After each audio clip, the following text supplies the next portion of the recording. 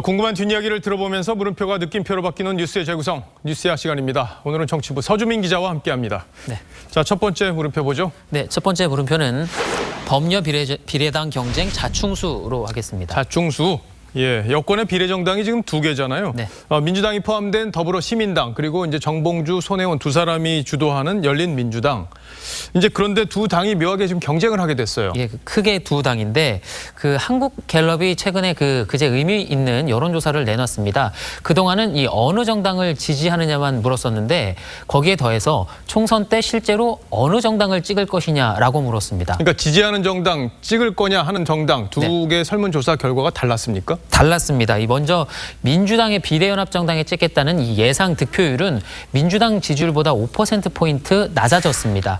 반면 이 열린민주당은 지지율이 1%밖에 안 됐지만 이 찍겠다는 예상 득표율은 3%포인트 오른 4%였습니다.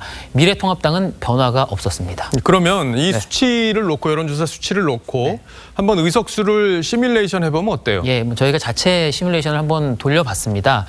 민주당의 비례연합정당은 21석, 열린민주당은 2석을 가져가는 것으로 나왔습니다. 그러니까 여론조사 이 기관별로 수치가 좀 다르기는 하던데 어쨌든 열린민주당이 2석 이상을 가져갈 거다 이렇게 보고 있는 거네요. 네, 그래서일까요? 윤호중 사무총장이 오늘 열린민주당을 강하게 비판하면서 이 경계를 했습니다. 열린민주당이 현재의 공천 절차를 중단하는 것이 옳다 이렇게 생각합니다. 이 반면에 열린민주당을 주도하는 정봉주 전 의원의 얘기는 다릅니다. 결국 합쳐질 거라는 건데 역시 들어보시죠.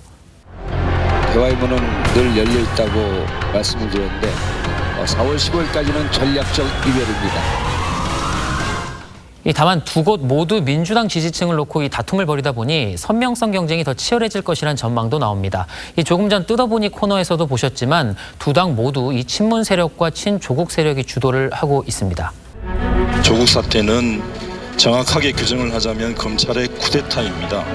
빈말하지 않겠습니다. 한판 떠날 수밖에 없습니다. 그리고 올해 안에 반드시 정리하도록 하겠습니다. 네, 방금 보신 황 전 국장, 법무부 고위 간부 출신인데도 굉장히 거친 표현을 썼는데 자신의 페이스북엔 이 검찰 쿠데타 세력 명단이라면서 윤석열 검찰총장을 비롯해서 현직 검사 14명의 이름을 올려 또 논란이 되고 있습니다. 대부분 현 정권을 향한 수사를 주도했던 검사들입니다. 예, 이제 사실 민주당도 이 조국 사태 당시에 청년들의 박탈감을 헤아리지 못했다. 이렇게 하면서 사과를 했었는데 근데 지금 이제 비례정당에 참여하는 모습을 보면은 당시에 사과가 진정성이 있었던 거냐 이런 생각이 들 수도 있겠어요.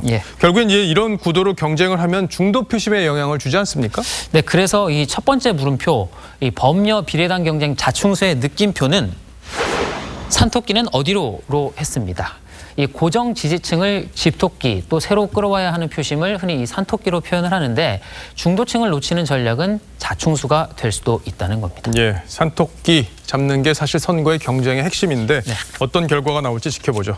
다음 물음표로 가보죠. 네, 다음 물음표 두 번째 물음표는 정의당의 삼중고입니다. 예.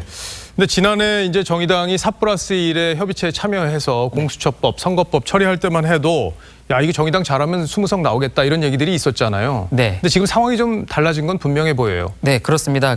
아무래도 정의당으로서는 이 약속을 어긴 민주당이 상당히 원망스러울 수밖에 없을 겁니다. 국민의 표를 도둑질하는 그런 꼼수 정치에 정의당이 몸을 담을 수는 없습니다. 결국 주권자인 국민을 저는 모독하는 일이다. 조금 전에 보신 갤럽 여론조사를 바탕으로 이 시뮬레이션을 역시 또 해봤더니 현재 지역구 2석을 그대로 가져간다라고 해도 6석에 그치는 것으로 분석이 됐습니다. 여기에 비례 1번인 류호정 후보의 대리게임 논란이 이어지면서 자체 득표율에도 이 부정적인 영향을 줄 것이라는 우려가 나오고 있습니다. 예, 그러니까 비례 의석수는 더 늘어나기 좀 어려울 거다 이렇게 지금 전망이 되고 있는 건데 지역 19 선거에서도 이 연대가 민주당하고 이제 잘 안 될 거다 이런 얘기들이 좀 나오고 있잖아요. 예, 그렇습니다. 이 심상정 대표의 지역구 고양갑의 이 최근 여론조사에서 심 대표는 이 오차 범위 내에서 각축을 벌이고 있습니다. 또 윤소아 원내대표 역시 여론조사에서 이 민주당 김원희 후보에게 큰 격차로 뒤처지는 것으로 나타났습니다. 지역별로 이 단일화 가능성은 열어뒀지만 감정의 골이 깊어서 이기 쉬운 과정은 아닐 것으로 보입니다. 예, 뭐 지금 와서 누구를 탓하겠습니까? 네.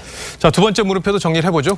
네, 두 번째 물음표 정의당의 삼중고의 느낌표는 틀리지 않은 슬픈 예감으로 했습니다. 지난해 말 미래통합당 김재경 의원이 했던 말을 한번 들어보시죠.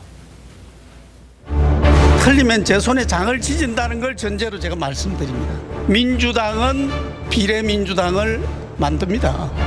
정의당을 비롯한 4개 정당 여러분들은 들러리를 서셨다는 것을 내년 4월에 알게 되실 겁니다.